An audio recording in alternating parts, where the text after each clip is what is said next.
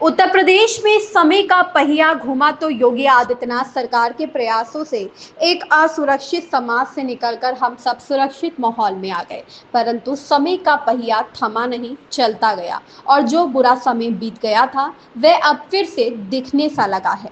पहले घर से बाहर निकलते ही माहौल असुरक्षित और सड़कें हादसों की जगह होती थी। अब फिर से लगता है कि बेलगाम नवधारणीय वर्ग के कुछ संस्कार की वजह से वही पुराना बुरा समय अपने को प्रतिबिंबित करता लगने लगा है। समय का पहिया घूमता है पर सजग नेता बुराई को निर्मूल कर आम जन को निर्द्वंद कर सकने की सामर्थ्य दिखाता है। योगी आदित्यनाथ के सामर्थ्य पर किसी को कोई संदेह नहीं हो सकता और वह सक्षमता से बुरे समय से प्रतिनिधि नवधनाढ़ियों के कुसंस्कारी व्यवहार को सुधार कर समय के पहिए को साधा चला सकते हैं। बशर्ते समाज की इस बुराई को उनको बताया जा सके। क्या कोई बताएगा उन्हें कि दूध में नींबू डालने का काम हो रहा है। प्रस्तुत है स्थानीय संपादक दिनेश कुमार गर्ग की बात। नमस्कार, आप देख रहे हैं राष्ट्रीय प्रस्तावना। मैं हूं दिनेश कुमार गर्ग। आज हम बात करेंगे बदलते समय पर। समय का पहिया घूमता रहता है, वो स्थिर नहीं रहता। आज जो है कल नहीं रहेगा, कल जो है जो आज है वो कल कुछ और रूप में आएगा। ये भी हो सकता है कि अतीत में जो था वो फिर से कल हमको सामने दिखे। कुछ ऐसा ही नज़ारा उत्तर प्रदेश में दिखता है। 2012 में एक परिवर्तन हुआ यहाँ पर, और एक बड़ा परिवर्तन हुआ कि जब एक क्षेत्रीय जातिवादी राजनीतिक दल को जो अपने को समाजवादी दल कहता है, समाजवाद का अग्रणी और पुरोधा मानता है, सोशल इंजीनियरिंग के लिए जो काम करता रहा, उसको जनता ने एक दूसरी जातिवादी पार्टी जो बहुजन समाज के नाम से काम करती रही और केवल दलित विमर्श पे ही वो उसकी संवेदनशीलताएं सीमित ये बताई जाती रही, उसको रिजेक्ट करके और एक नए लड़के के हाथ में कमान, उत्तर प्रदेश के एक 24 करोड़ लोगों की भाग्य का कमान नए लड़के के हाथ में दे दिया। नाम था अखिलेश यादव। अखिलेश यादव ने बहुत अच्छी शुरुआत की, विकास पे बड़ा फोकस किया। उन्होंने मेट्रो ले आए, उन्होंने पहली बार एक्सप्रेसवे आगरा से लखनऊ तक के लिए बनाया और इतनी अच्छी एक्सप्रेस वे बनाई कि कार की केबिन पे एक गिलास पानी अगर रख लिया जाए तो वो कार 100 किलोमीटर की स्पीड से चले तो भी वो पानी हिलता नहीं था। इतनी अच्छी एक्सप्रेस वे बनाई। तो एक नया माहौल क्रिएट हो रहा था। तभी धीरे धीरे चाचा जी का, भाई साहब का, फूफा जी का, मामा जी का, यादव जी का, इस तरह करके धीरे धीरे धीरे धीरे वो पार्टी पूरी तरह से धीरे धीरे प्रशासन में एक मैसेज चला गया।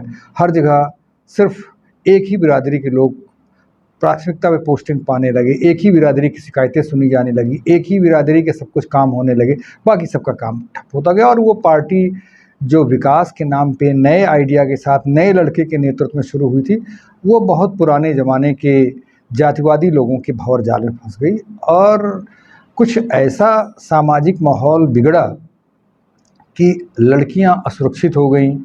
जगह जगह पे लड़कियों के बलात्कार और हत्याओं की खबरें आने लगीं। आज यहाँ लड़कियां टंगी हैं तो कल वहाँ टंगी। सड़कों पे आप चलिए तो 10-10 गाड़ियों का काफिला गुंडों की, बड़े बड़े फ्लैग लगा करके, बड़े बड़े अक्षरों में कुछ अध्यक्ष और फलाने और ढमाके लिखवा करके सब चलते दिखाई पड़ते थे। उनके चलने पर, जब वो सड़क पे चलते तो सड़क पे दहशत का माहौल होता था।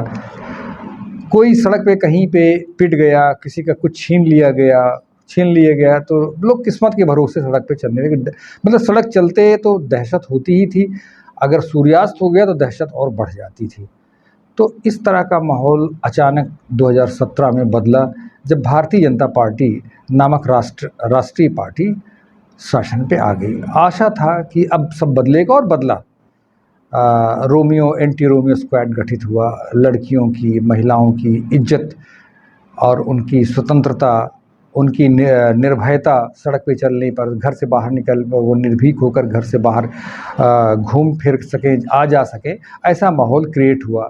माफिया माफियाओं का जैसे मायावती जी के राज्य में डाकुओं का उन्मूलन हुआ था, वैसे योगी आदित्यनाथ जी के राज्य में, योगी आदित्यनाथ जी के राज्य के नेतृत्व में सरकार का गठन हुआ था। तो इसलिए कहा जाएगा कि योगी आदित्यनाथ जी के राज्य में माफिया का उन्मूलन हुआ। एक बहुत बड़ा माफिया अतीक जो प्रयागराज के आसपास सक्रिय था, जो लखनऊ से लेकर के प्रयागराज से लेकर बरेली, हर जगह उसका नाम था, उसके नेटवर्क थे, और उसका उन्मूलन हो गया।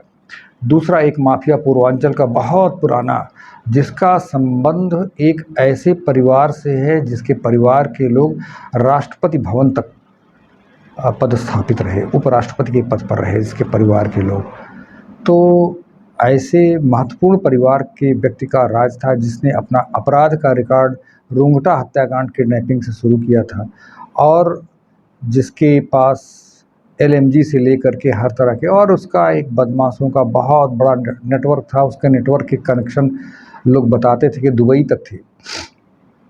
तो उसका भी उन्मूलन योगी राज में हो गया, उसके पूरे नेटवर्क को ध्वस्त कर दिया योगी जी ने। और इस तरह कई माफिया मारे गए, कई डॉन मारे गए, कई वो कमात गए, और बड़ा ही अच्छा माहौल चलने लगा। लेकिन इधर 1.5 साल से अब ये फिर से दिखाई देने लगा कि समय का पहिया फिर से नीचे जाने लगा। जो ऊपर अच्छी बातें थी अब वो नीचे जाने लगी, और नीचे की गड़बड़ बातें धीरे धीरे ऊपर आने लगी। जैसे गाड़ियों में जैसे जैसे विकास का कार्यक्रम आगे बढ़ा, तो एक ठेकेदार वर्ग जो था उसके हाथ में बहुत पैसा आया। बहुत प्रोजेक्ट हुए, सड़क के प्रोजेक्ट हुए, डेवलपमेंट के प्रोजेक्ट हुए, तो बहुत कमीशनबाजी।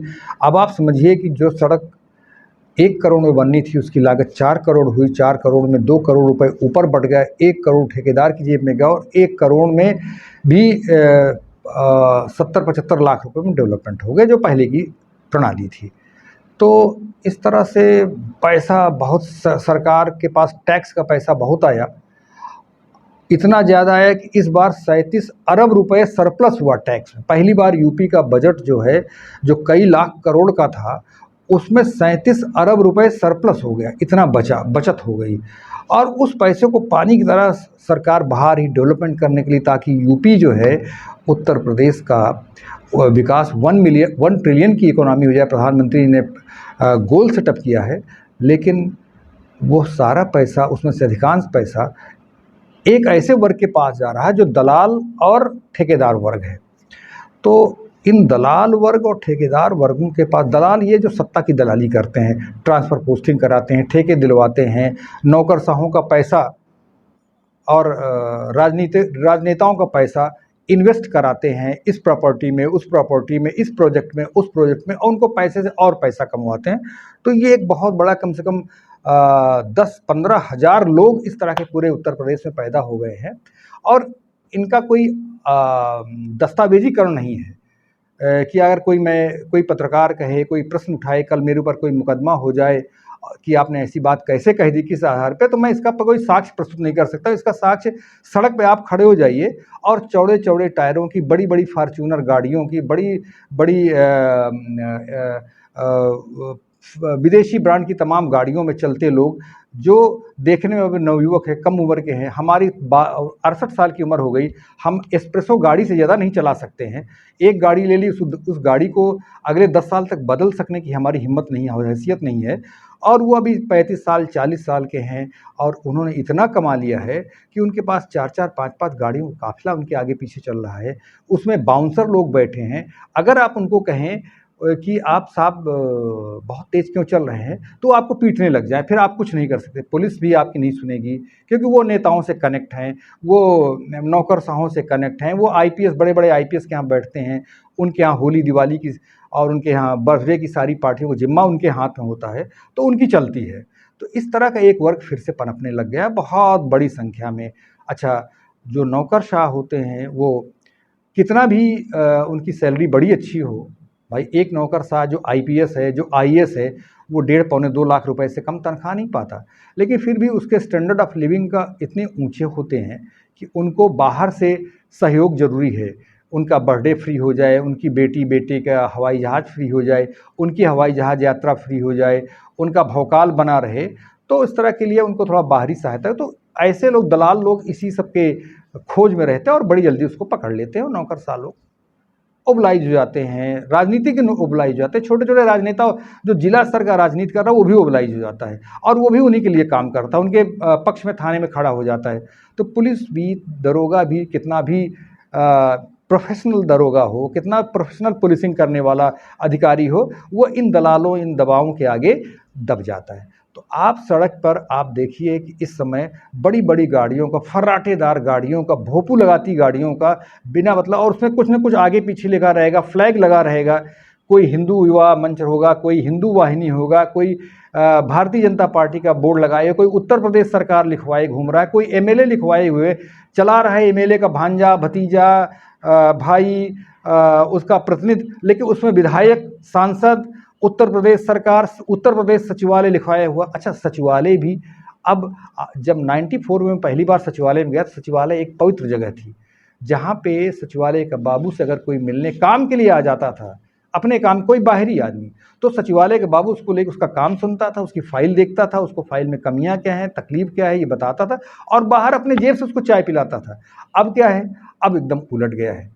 चाय तो पीते ही पीता है सचिवालय के बाबू, अब सचिवालय के बाबू मैंने सुना है भाई, लोग चर्चा में है, अब चर्चा का कोई रिकॉर्डिंग तो होती नहीं है, लेकिन लोग चर्चा कर रहे हैं कि लंबी लंबी दक्षिणाएं, एक एक फाइल की बड़ी मोटी मोटी लिफाफे जाते हैं, तब फाइलें आगे बढ़ती हैं। डिसीजन जो हो रहे हैं वो बिना लिफाफा और बिना उसकी वजन तौले उसके नहीं होते, चाहे वित्त विभाग हो, चाहे प्रोजेक्ट विभाग हो, मतलब जितने डेवलपमेंट डिपार्टमेंट हो, चाहे एडमिनिस्ट्रेटिव डिपार्टमेंट, जैसे एजुकेशन डिपार्टमेंट जो शुद्ध एडमिनिस्ट्रेटिव डिपार्टमेंट है, वहाँ भी लिफाफा और दिवाली, होली, त्योहारी में कितनी बार मिलने आया और कितना रंग पानी चढ़ा के गया, ये सब देखा जाने लगा है। तो अब ईमानदार लोग दबाव में हैं और जनता भी दबाव अब महसूस करने लगी है। आप सड़क पे चलिए और आपकी आंखों को फोड़ देने वाली रोशनी हेडलाइट की रहे, आपके कान को फोड़ देने वाला हॉर्न बजाने वाला कोई अगल बगल आ जाए और आपने प्रतिरोध कर दिया कि भाई रात है, हमको दिखाई नहीं पड़ता, अपनी लो बीम कर लीजिए, हाई बीम न करिए, सिटी है, सिटी में फुल बीम पे, हाई बीम पे चलने की ज़रूरत नहीं है, आप लो बीम कर लीजिए, पार्क लाइट पे चलिए, तो आपको हम मार पिटाई हो जाएगी, आप किसी शिकायत करने लायक नहीं रहेंगे। हो सकता है कि आपको इतना मार दें कि आप बेड रिडन हो जाएं, आपकी गाड़ी भी छीन लें। तो मैं तो अब शाम को 6 बजे के बाद सड़क पर चलने डरता हूँ, पता नहीं कौन मुझे आंखें ख़राब कर दे, इतनी तेज़ लाइट मार दें कि मेरी आंखें ख़राब हो जाए और इतनी तेज़ हॉर्न चला दे कि मैं बहरा हो जाऊं असमय में। अभी मेरे सामने जीवन के 32 साल हैं कि मैं आराम से 100 साल का पूरा जीवन कर सकता हूं, अगर इस तरह की घटनाएं ना हो तो मेरी आंखें भी ठीक सुरक्षित रह सकती हैं और मेरे कान भी ठीक रह सकते हैं। लेकिन मुझे लग रहा है कि अगर यही प्रगति रही इस सरकार के साथ जुड़े लोगों की, तो बहुत सारे लोग असमय में अंधे हो जाएंगे और बहुत सारे लोग बहरे भी हो जाएंगे। योगी आदित्यनाथ जी ने बहुत मेहनत की है, बहुत मेहनत की। उनके साथ जो मुख्यमंत्री जी की टीम है प्रशासनिक अधिकारियों की, बहुत ईमानदार, बड़े सक्षम लोग हैं, लेकिन पता नहीं क्यों गृह विभाग भी आदरणीय संजय प्रसाद जी के पास है, जो बहुत ही कुशल प्रशासकों में गिने जाते हैं। संयोग से गृह विभाग इधर तीनों प्रमुख सचिव और अपर मुख्य सचिव बहुत ही ज़बरदस्त रहे, जिन्होंने योगी आदित्यनाथ जी के सपनों के उत्तर प्रदेश की कानून व्यवस्था की दृष्टि से सपनों के उत्तर प्रदेश के सृजन में बड़ा महत्वपूर्ण भूमिका दी। पहले तो अवनीश अवस्थी साहब रहे, फिर दीपक कुमार साहब आए और अब जो है संजय प्रसाद साहब हैं। तो संजय प्रसाद साहब तो बहुत अच्छे काम करने, पता नहीं उनकी निगाह में ये बात क्यों नहीं आ रही है कि प्रतिबंधित हॉर्न, प्रतिबंधित वाइट लाइट का प्रयोग सड़कों में किया जा रहा है। गाड़ियों में फ्लैग लगा करके ये दलाल टाइप के लोग सड़कों पे लोगों को धमकाते फिर रहे हैं और जो हॉर्न हैं उनको हॉर्न बजा बजा के लोग अनावश्यक हॉन्किंग से परेशान हो रहे हैं। लोग ना तो अस्पताल देख रहे हैं, ना स्कूल देख रहे हैं, ना रेजिडेंशियल एरिया देख रहे हैं, हॉर्न बजाते हैं, भरपूर हॉर्न बजाते हैं, इतना तेज़ हॉर्न बजा, पता नहीं क्यों ये जो हमारा परिवहन विभाग है वो क्यों इस पर सोया हुआ है, मेरी समझ में नहीं आ रहा है। इसको बहुत सक्रिय होने की ज़रूरत है। और अगर मेरी बात किसी भी तरह से माननीय मुख्यमंत्री जी के कार्यालय माननीय मुख्यमंत्री जी के प्रशासनिक सचिवालय तक पहुंच जाए और या माननीय मुख्यमंत्री जी के पास तक पहुंच जाए, तो माननीय मुख्यमंत्री जी को थोड़ा इस पे ध्यान देने की ज़रूरत है, क्योंकि उनकी जो एक बहुत ज़बरदस्त छवि बनी है, उनको प्रधानमंत्री पद का भविष्य का दावेदार माना जाता है, वो भविष्य के प्रधानमंत्री हैं। तो इन चीज़ों से अगर वो 2029 पे 2027 में जब चुनाव हो रहा होगा, हो सकता है ये सब इशू बने, मुद्दे बने, तो उनको इस पे बहानेबाजी ना करनी पड़े। उनको कह सके कि हमने समय रहते निप इन द बड, हमने समस्या फुंसी फोड़ा बने उसके पहले हमने उसको ठीक कर दिया। नमस्कार।